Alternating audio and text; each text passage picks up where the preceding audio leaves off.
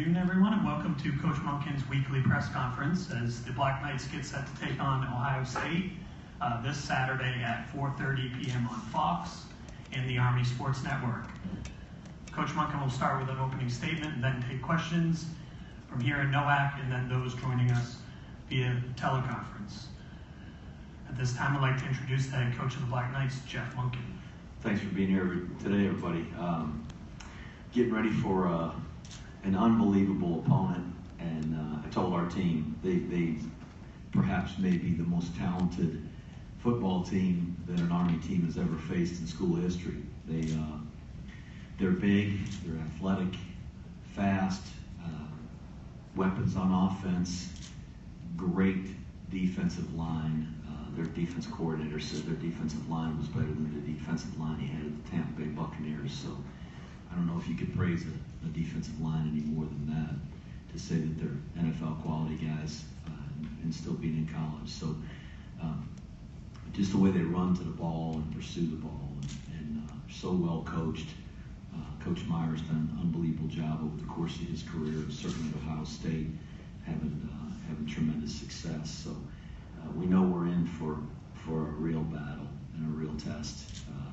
And it's going to take our very best effort out of every one of our guys and certainly us as coaches to have our team prepared and to even have a chance to be in the ball game with these guys. So we're going to give it everything we got this week and go to Columbus and represent the United States Army in this institution with a team that's going to play very, very hard and hopefully play very well. Go ahead, Rich.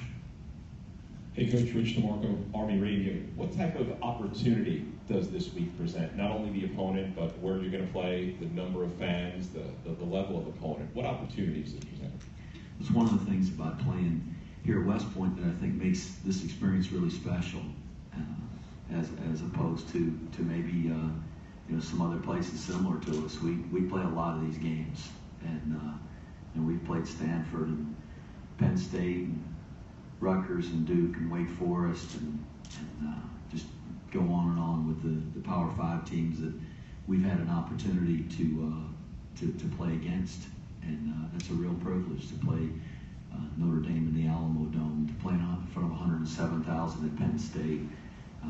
It's an unbelievable opportunity for our players, and I think like everybody that probably plays football and has aspirations of playing college football, they dream of playing college football at the highest level in front of the biggest crowds against the country's best teams, and this is one of those opportunities. So really a great privilege and honor for us as a program, and an opportunity for our players, which I think is really special.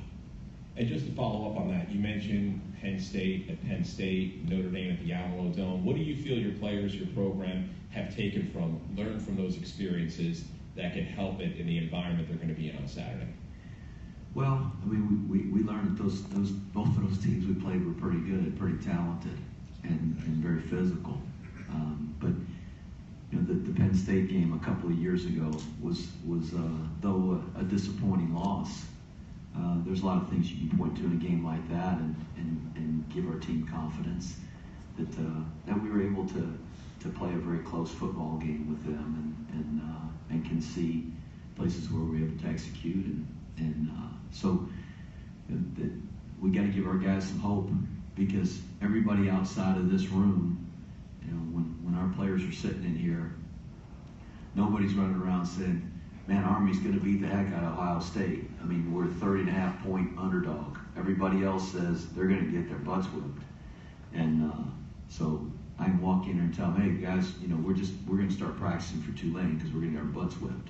That's not the way we're wired, and I don't know a team or a coach in the country that would prepare that way. We've got to look at their team and find the things that we think we can do and be successful on defense and offense and special teams, and practice them and try to go execute, and hope that we make enough plays, and hope that maybe they make some errors at some opportune times that give us opportunities. And we know we're going to need that. And so we've got tremendous respect for the team that we're playing, as we do every opponent. And but we're gonna go in there with the intention that we're gonna try to play our best and give ourselves a chance to win the game. Thanks, Coach. Go ahead. Coach, James Crimmins with WKDT. Last year, WKDT finally got somebody that I'm finally glad to talk to. Tell you, Joe, you're a smart man. Bring somebody else with you this week. So, Coach, last year, a lull in the Army offense was almost synonymous with turning the ball over. Last game, we had 0 turnovers, but there was a lull in the middle of the game. Sorry, I was so taken back by Joe not asking this question. He probably set you up for this. So start over for him. I really apologize. No problem. Last year, a lull in the Army offense was almost synonymous with turning the ball over. Last game, there were 0 turnovers, yet there was a pretty big lull in the middle of the game in terms of getting the offense going. I think there were a few drives that ended on penalties, missed passes, a dropped pass, blocked field goals, bad pitches, that kind of thing. How do you fix those smaller mistakes going forward now that the turnover problem seems to not be one right now? Well, the turnover issue is something we talk about a lot. We want to eliminate those altogether. And just last season and then on Saturday, we did turn the ball over against Fordham. But in the last 7 games where we haven't had a turnover, we're 7-0. So that's a huge statistic. We got to hang on to the ball. We did that last week, and I really think that's the stat of the game last week. We had no turnovers and they had 2. And as poorly as we played at times, and as you said, that we just made some mistakes fundamentally. Didn't do a great job sustaining blocks. We missed some assignments. Had some foolish penalties, missed opportunities with pass plays. Those things stalled us out, but we didn't give them short fields with a turnover. We were able to punt to them, and then took advantage of the opportunities that we got from them in the second half and getting some turnovers and getting some points and put ourselves in a position in the fourth quarter to win the game. So. There's just sometimes you're going to face people who are going to do a good job defending you. And going to play a team this weekend that's going to be really good at playing blocks and at running people down. And not that there aren't others on our schedule. I mean, I thought Buffalo had a really good front 7. Those guys were physical. That inside linebacker is a really good player. And they gave us some trouble. And, they're not just going to line up and let you block them. And sometimes they're going to win. And sometimes we're going to win on those one-on-one battles. So hopefully we can find a way to win a few more on Saturday. Going off what you said about the passing, Coach. So Bradshaw this season, 2 for 10, 17 yards. Had 2 big opportunities in the last game, one on 3rd down, one on 4th down. Where do you see that going in the future? Oh, probably eliminating as many passes as we possibly can. That's, to be quite frank about it. We got to run the ball if we're going to be successful. We're not going to win a bunch of games trying to chunk it all over the place. We got to pick our spots. We tried to pick them on Saturday. We had a couple of opportunities that we missed, and nobody feels worse about it than Ahmad does. But we're going to hit some of those too sometimes. So we'll keep taking our shots every once in a while. Thank you, Coach. John? No. Sal? How important when containing Ohio State's offense is, like the read options for them, with Barrett and Dobbins, their running back?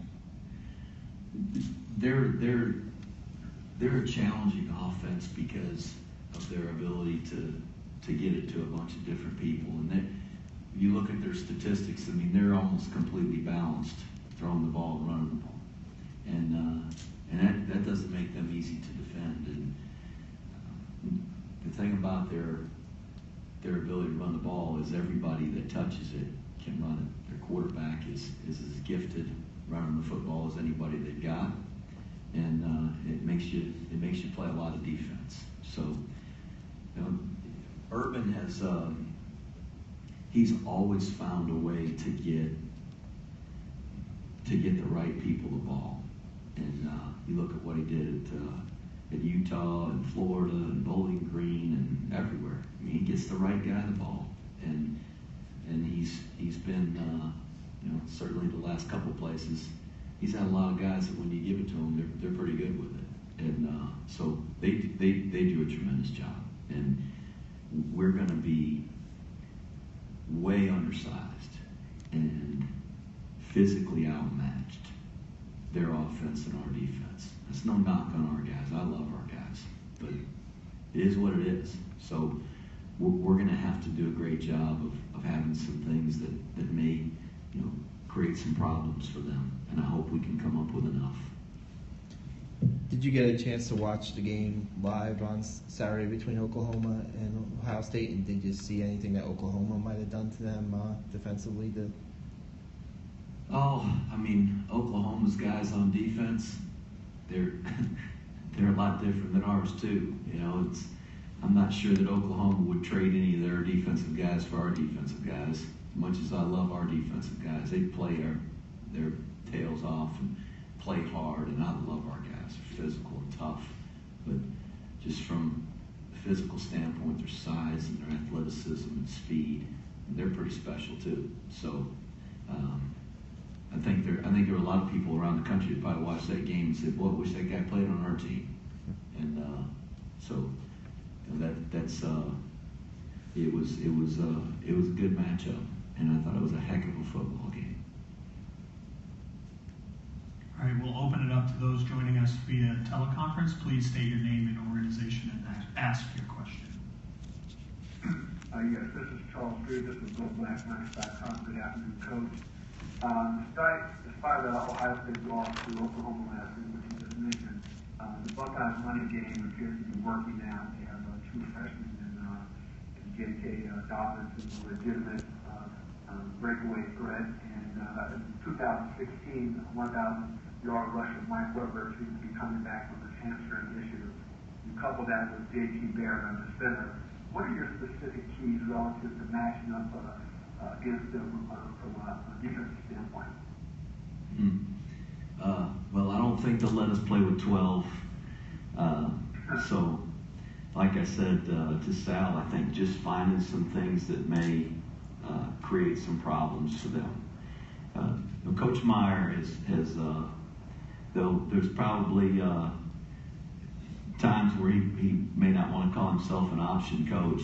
He's an option coach, and a lot of their run scheme. And you watch his teams over the years, not just at Ohio State, but at Florida and Utah and Bowling Green, as I mentioned. And there's ways in his run game that more than one guy can touch it on one call. So he calls a play, and whether it's a read between the quarterback and the single back that's back there with him, or a two-back gun, or even lining up there with Tebow in the backfield, there might be a guy that is running a spot route 5 yards down the field, and he's reading a defender and going to run it or throw it. I mean, there's a lot of different things that he does, and it's fun to watch.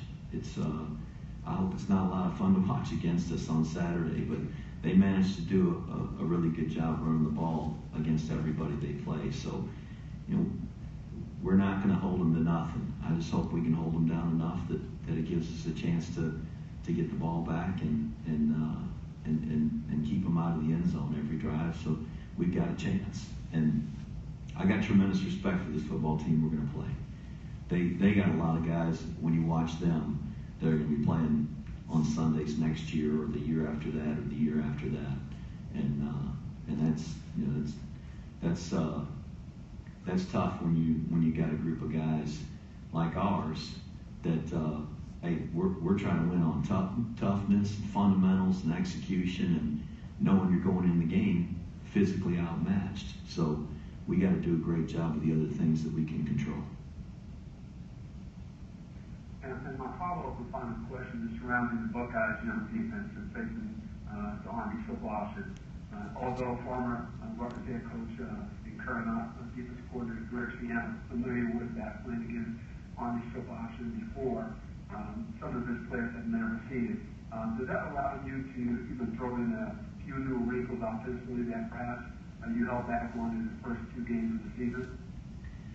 Well, we didn't hold anything back. We certainly felt like we needed to have everything that we've got in our offense prepared for the first 2 games to have a chance to win. Great respect for Fordham and for Buffalo.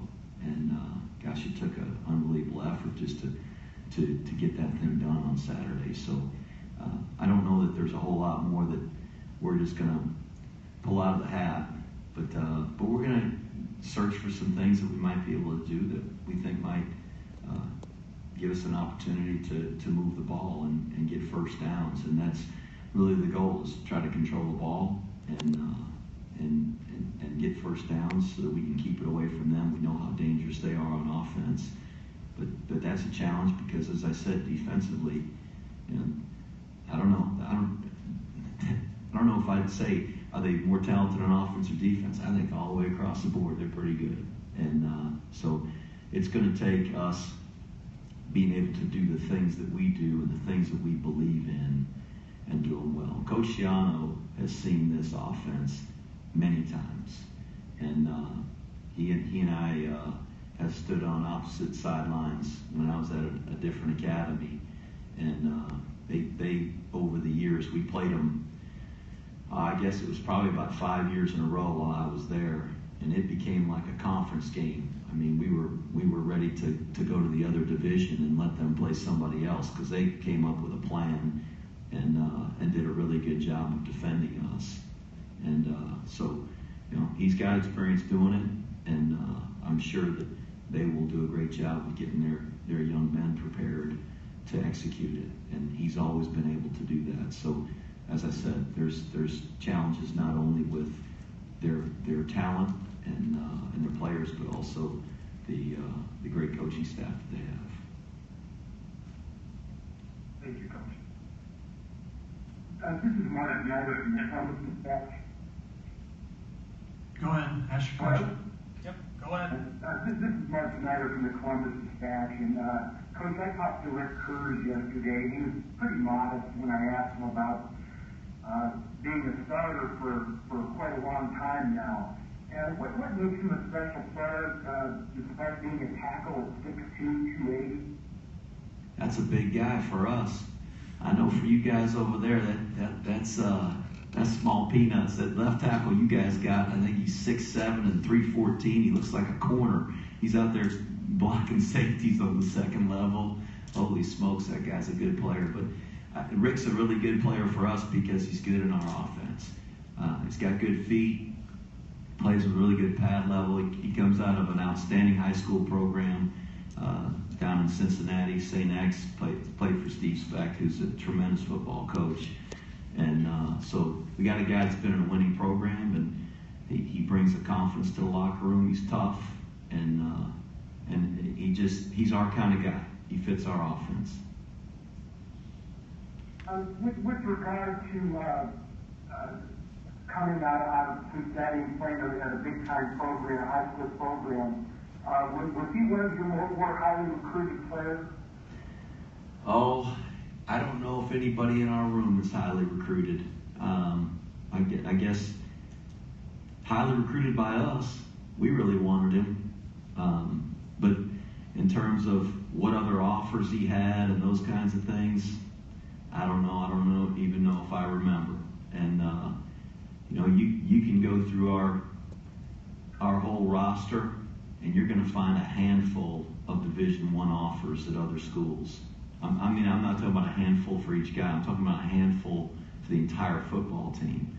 So he's a guy that just fit what we wanted in an offensive lineman, and probably because he's 6'1.5", 6'2", he wasn't as highly sought after. But I think he's a really good player. He's a good player for us, that's for sure.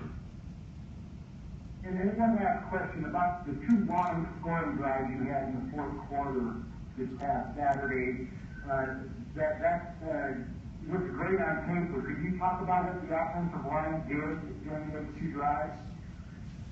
They just did a great job of creating a new line of scrimmage, knocking people back, and you just look at the final touchdown. We had it 4th and 1 right down there on the goal line, and just did a great job of pushing the pile back, and we were able to get in there. So I think that's what they did better on those two drives than we probably had done in the first half. And credit Buffalo. I do think they've got a really good front seven and a good defense.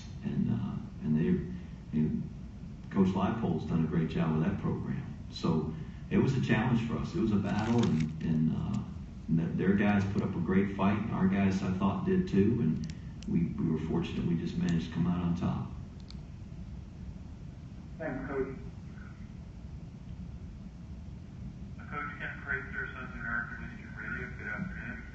I just wanted to go back to talk a little bit about the matchups between your quarterback, Darnell Wolfa, Kenny Davidson, Bryce Holland, against two very good defensive tackles from Ohio State, Jones Sprinkler, those 295. How does that matchup set up? How do you kind of prepare for it? Oh, trying to come up with ways we don't have to block them, Ken. There's not too many plays where you don't have to block guys, but there's a few in our offense, so we got to do that some. There's really, for every one of those defensive linemen, there's a play in our offense where we can read him, and we try to mix that up as much as we can. But we don't match up physically with anybody they have. That's the simple fact. Nobody on our team physically matches up with anybody on their team. So we've got to come up with ways within our scheme to be able to double team guys, read guys, misdirection, and just try to make them be assignment sound and hope that they will, so that we can figure out where they're going to be. And it's a challenge. It really is. And Coach, just thinking about Ryan Chamberlain, your safety, your senior, leading, giving directions to a lot of younger players on the defense. What kind of things are you working with them to prepare for this Ohio State offense? What kinds of things are we working with Ryan on? With Ryan, yeah, from the safety position. Well, Ryan means a lot to our defense. He's a really smart player, and he really is the guy that makes sure everybody is where they need to be on the back end. And we got to get him where he's supposed to be, and he can help everybody else. And he's a smart player. I know that Coach Bateman relies on him a lot for communication and for getting our defense set where it needs to be. But I think our guys on defense do a good job. They our players. They take a lot of pride in their job, and hopefully we're not out of position or misaligned very often. We got beat on some plays last week, beat on some routes and beat on some blocks, and guys made us miss. But if we're in position where we're supposed to be, that's each guy's responsibility. But Ryan, a lot like Andrew King was a year ago, is one of those players that helps everybody else to make sure we're all on the same page. And I think Scott Walsh has kind of taken up that role where AK vacated for the front seven. Thank you, Coach. Any other questions via teleconference? Can't let you off the hook completely, Coach. Given the size disparity, given the speed disparity, do you and the training staff have to keep a closer eye on the team? These hits are going to be hits like you guys haven't taken. You have to be more careful, maybe cycle more players through. Well, we're going to be watching the equipment. They'll probably beat that up. We might have to get Nick Detterman to order some new stuff, but I think our guys are in good enough condition that we're not going to get anybody killed out there. we're tough enough and physical enough. I hope we can hold up. But what happens is, as you said, when you're playing somebody that big and over and over and over they're blocking you, you're having to take on their blocks. Fatigue does set in. You're pushing a guy or trying to push a guy that's a lot bigger than you are, and often bigger than the guys that you practice against and sometimes play against. So, and we'll try to keep guys fresh, and we monitor that. But we do that every week, and I think with our football team, that's more common than not. We've got a lot of weeks like that. We'll play Buffalo. They were a lot bigger than us, and frankly, Fordham was bigger than us. Guys size-wise were bigger. So that's something we face often, and we have to be conscious of that all the time, and we will on Saturday too. All right, thanks everybody, and we'll see you Saturday.